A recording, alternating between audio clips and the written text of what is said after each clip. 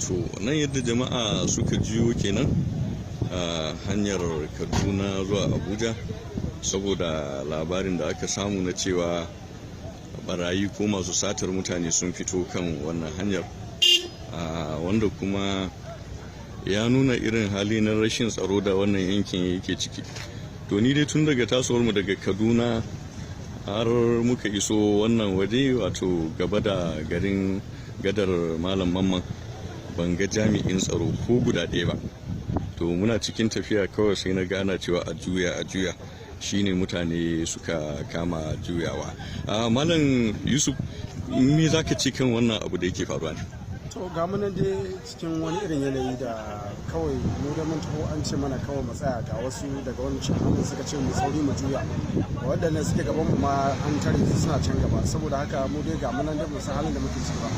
So muna fata ne Allah ya sa masu kawo ɗauki su kawo mana ɗauki cikin lokaci don gujewa wannan haɗari da muke ciki.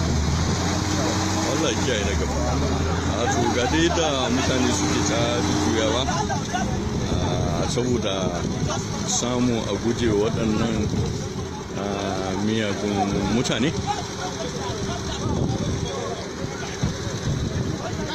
Muna fata Allah ya tsare, Allah ya kiyaye na gaba.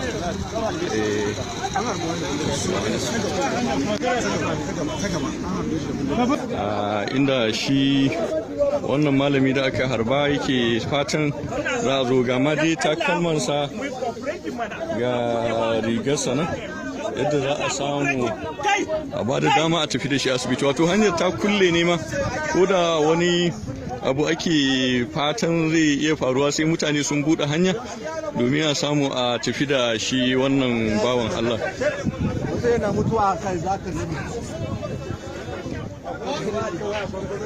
To ga mu dai mutane da dama waɗanda akalla ana neman a samu ita wannan hanyar ta warware. Idan ta samu ta warware sai a ɗau wannan bawan Allah wanda aka harba domin a samu a kai shi asibiti. Ga dai ana ta samu ana warware hanyar yadda za a samu a tafi da wannan bawan Allah zuwa asibiti.